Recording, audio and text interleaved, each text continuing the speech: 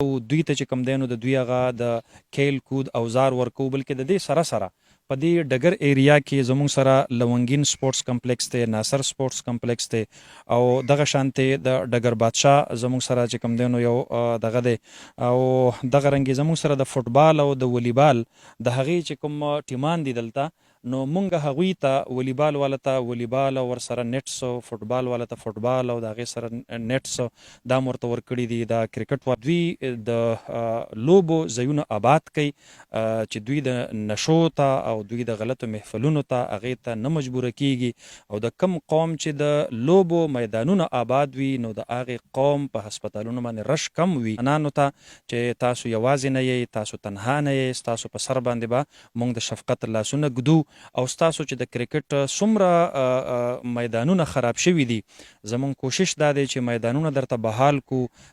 یعنی د 15 اګست نه مخکې چې به کومو خلکو نورو له زکات ورکو، نن هغه په خپله د زکات مستحق جوړ شوي دي. زما خو چلو د خپل وس او د بساط مطابق لګیا یو، او الله رب العالمین انسان د وس مطابق هغه مکلف کړی دی. بسم الله الرحمن الرحیم. قدرمنو، په سیلاب کې چې څومره هم د چا کمې شعبې خلکو ته نقصان رسېدلی و، مفتي صاحب د هغې د ریکورۍ دپاره یو کوشش شروع کړی دی. خپل کور منصوبه یې دغه کړې وه، دغه شان بحالي روزګار سکیم چې و هغه یې لانچ کړی و.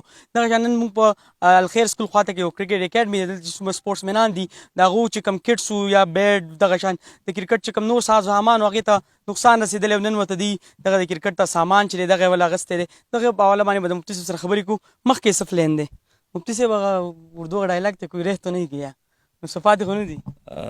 ډېره مهرباني جی، شکریه.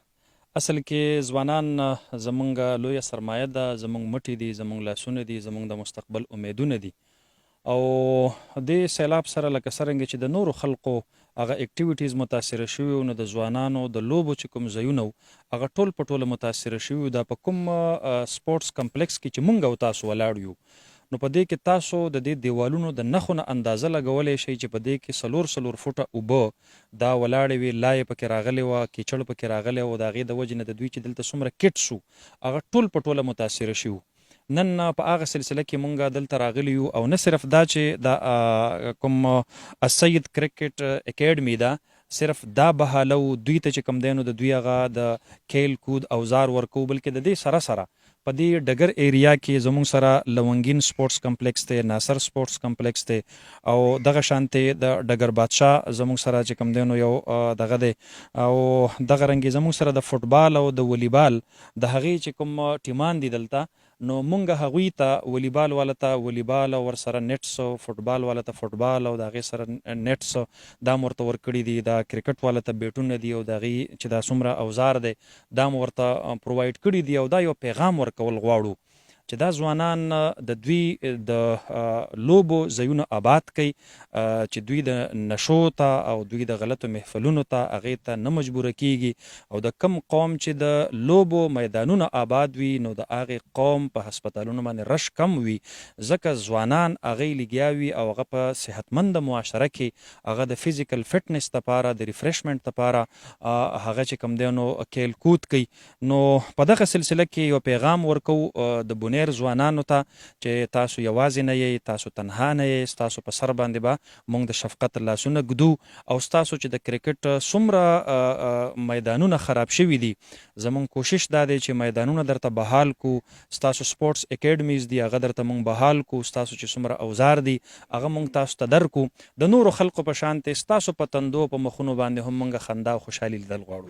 داسې یو منصوبه به وي یا داسې یو کار به وي چې په باندې مکاس ډېر راځي او هغه هم وړکې بانمان وي، کاس په ډېر راځي او به نیمګړی پاتې وي؟ شته ډېر دي. غټ تاجران چې څومره دي هغه غریبانان د کروڑونو روپو د هغې تاوانونه شوي دي او په ټپو ناست دي. یعنی د 15 اګست نه مخکې چې به کومو خلکو نورو له زکات ورکو، نن هغه په خپله د زکات مستحق جوړ شوي دي.